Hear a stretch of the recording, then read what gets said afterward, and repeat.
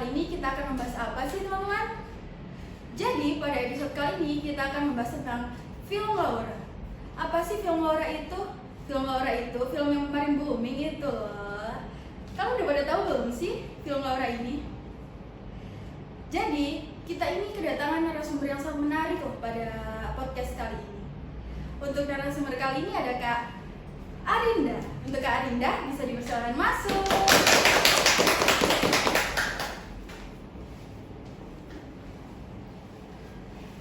Baik Kak Arinda, gimana nih kabar hari ini?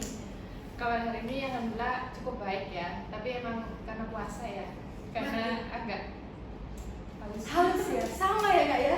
Waduh, lagi puasa gini emang enaknya es ya teman-teman. Tapi jangan ya, harus semangat. iya harus semangat nih. Waduh. Oke Kak Arinda, kita ini akan membahas tentang film Laura nih Kak Arinda. Untuk Kak Arinda, bisa nggak sih Kak Arinda ini menceritakan tentang singkat sinopsis dari film Laura? Kalau menurut saya, film Laura itu film kisah nyata ya, yang diperankan oleh Amanda Rolles. Jadi kisahnya itu dari Laura, seorang selebgram. Jadi ceritanya itu dia tuh pribadi yang ceria, humble, terus dia pribadi yang positive vibes lah ya, intinya kayak buat kita itu bisa ikut ceria gitu waktu nonton itu. Nah di suatu ketika itu dia punya pacar namanya Jojo. Nah pas waktu pacaran itu mereka pulang main, mereka mengalami insiden kecelakaan tunggal. Insiden kecelakaan tunggal yang dimana itu membuat Laura itu mengalami cedera tulang belakang ya. Jadinya Laura lumpuh ya, lumpuh total. Jadi Laura nggak bisa ngapa-ngapain. Nah di ceritanya ini yang harusnya Jojo ini bertanggung jawab karena menyebabkan insiden kecelakaan itu. Karena kan Jojo tuh dibawa minuman alkohol ya, jadinya dia agak mabuk waktu menyetir yang mengakibatkan insiden itu.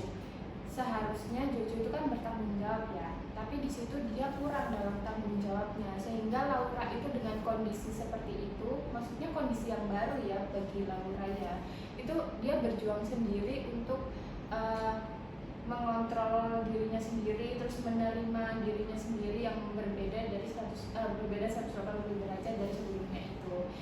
Tapi untungnya Laura itu punya support system dari teman, dari keluarga juga. Cuman mungkin yang dibutuhkan Laura pada saat itu support system dari Jojo ya, dan dia juga ingin tanggung jawab dari Jojonya itu.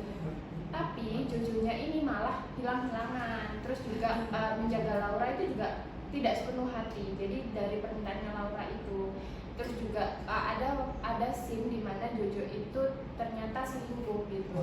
Jadi dari Laura seperti itu malah ditinggal selingkuh gitu. Parah sekali ya teman-teman. Iya, sampai Laura minta pertanggungjawaban, akhirnya dibawa ke pengadilan gitu. Di pengadilan itu juga sebenarnya permintaan Laura gagal Jojo dihukum, terus habis itu sudah selesai. Ternyata memang benar kenyataannya juga Jojo udah dihukum, akhirnya Laura juga sudah berpulang. Iya, sedih sekali ya teman-teman. Iya. Buat kalian semuanya jangan melepas tanggung jawab jika sudah ada insiden kayak gitu ya Kak ya, parah banget gitu.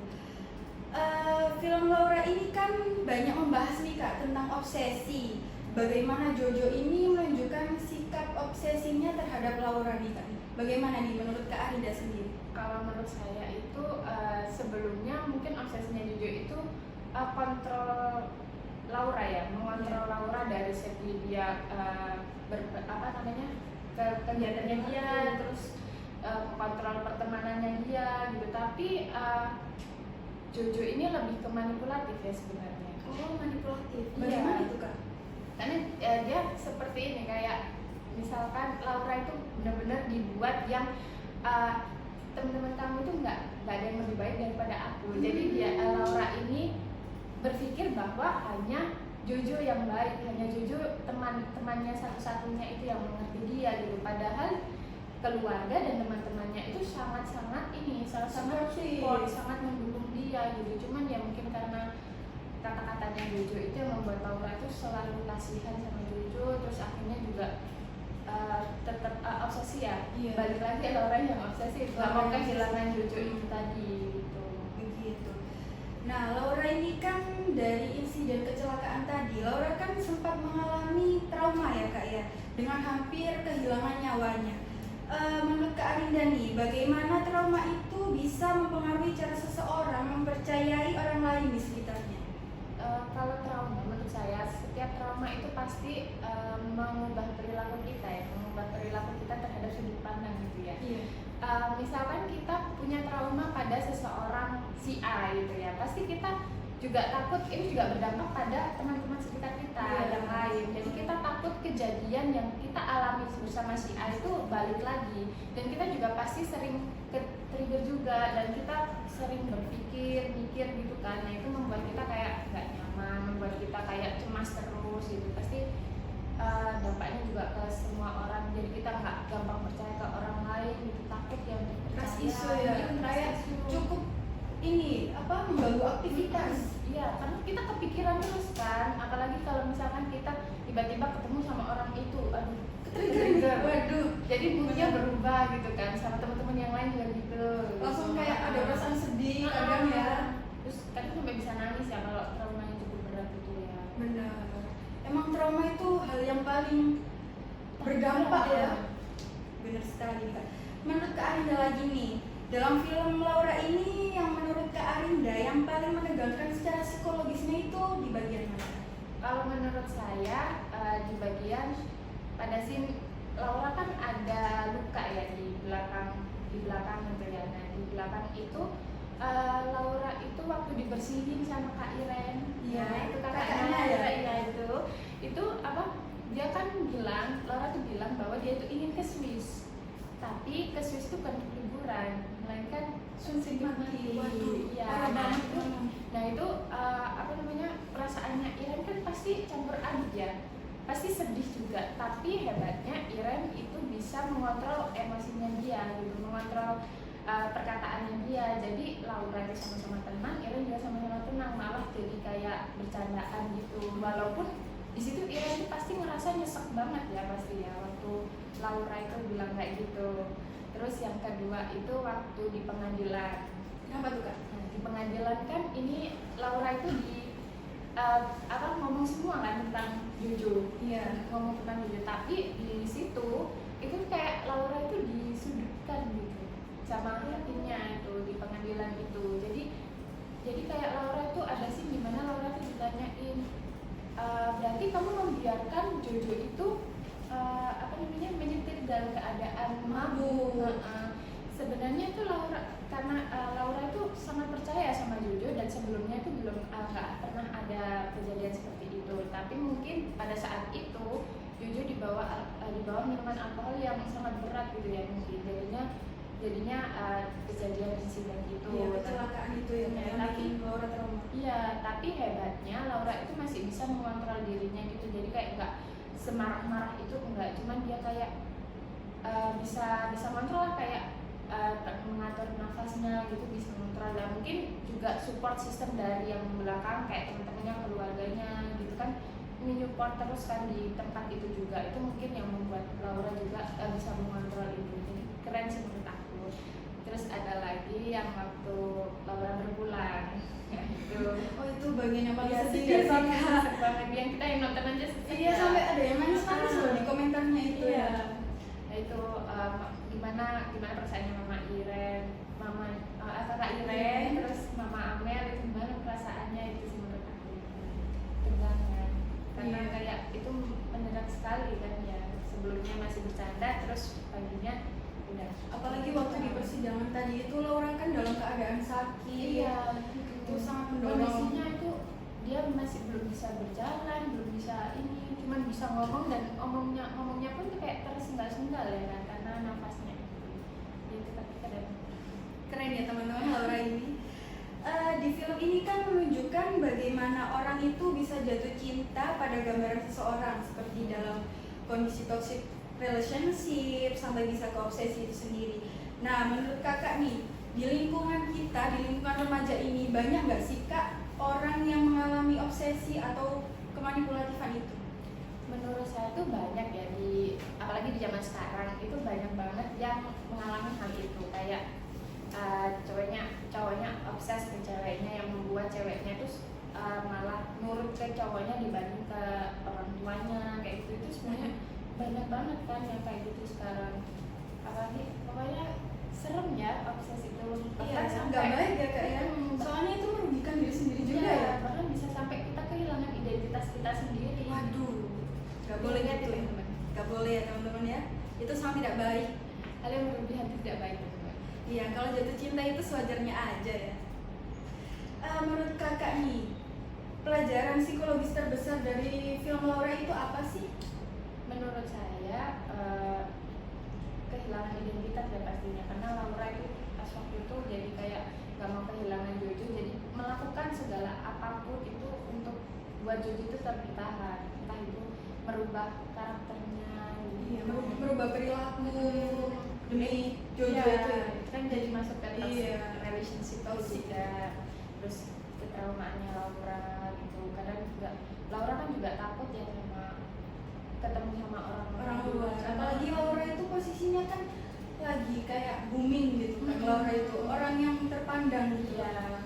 Terus juga keceriaannya kan juga hampir hilang gitu Gila, kan. Terus gara-gara juga Jojo. dia punya pikiran mengakhiri hidupnya juga kan. Iya. Gitu. Terus juga mungkin aku sempat dengar di salah satu podcastnya itu tentang Laura ini, kalau Laura itu nggak pernah dikasih tahu tentang oleh ayahnya tentang gimana sih cari pasangan yang baik gitu. Jadi menurut aku juga figur ayah itu tuh benar-benar perlu untuk pasangan anaknya itu.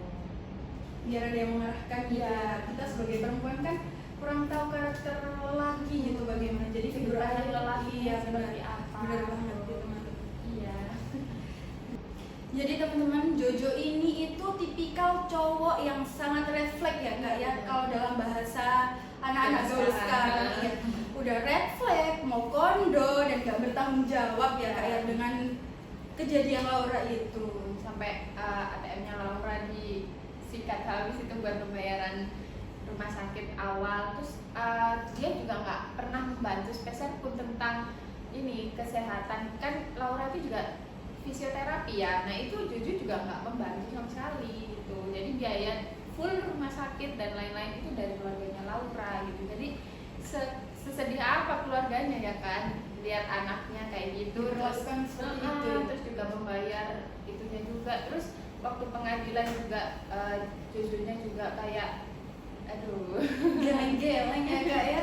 udah berpikir ya pokoknya. Pokoknya kalian tuh jangan sampai ke-trigger dengan cerita Jojo ini ya. Jangan sampai obsesi seperti Laura dan jangan sampai lepas tanggung jawab seperti Jojo ya teman-teman ya. Iya.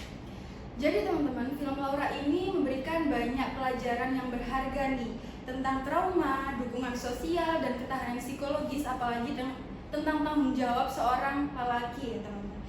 Dengan mengaitkan tema-tema ini dengan teori psikologi, kita bisa memahami karakter-karakter dalam film dan dinamika yang mereka hadapi. Diskusi ini mengingatkan kita akan pentingnya memahami aspek psikologis yang mendalam. Menurut sudah mendengarkan podcast kali ini dan terima kasih juga buat Kak Arinda yang telah menganalisis film Laura yang sangat mendalam dengan aspek-aspek psikologis yang sangat menarik ya. Oke teman-teman, jangan lupa untuk menyaksikan podcast Sound of Psychology di episode selanjutnya. Bye-bye!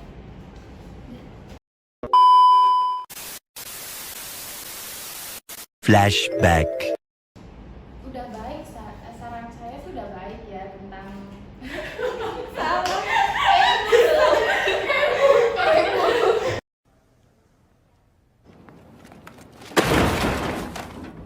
Sound of Psychology. Lu nggak kan?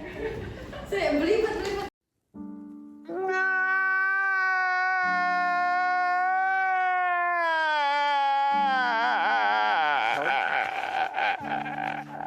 Jadi teman-teman, film Laura ini banyak memberikan pelajaran berharga tentang trauma, dukungan sosial, dan ketahanan psikologis dan tanggung jawab. Dengan mengaitkan tema-tema ini dengan teori psikologi, kita bisa lebih memahami karakter-karakter dalam film dan dinamika yang mereka hadapi. Menurut Kak Arinda nih, bagaimana kesan dan pesan untuk film Laura kali ini? menurut saya kesannya itu udah cukup bagus ya. Merasa gitu ya di dalam hati juga, yang nonton itu ikut sedih, ikut ngerasa gregetan juga ya sama Jojo, yang main sebagai Jojo itu gregetan, terus juga nangis sih saya waktu nonton. Iya teman-teman, banyak yang nangis ya gara-gara Iya. film Laura ini. Jadi Jojo ini tidak memiliki tanggung jawab penuh di ulang kak bingung aku. Ya apa ya kesimpulannya? Halo semuanya, selamat datang di podcast. Ulang kak. Jadi cut.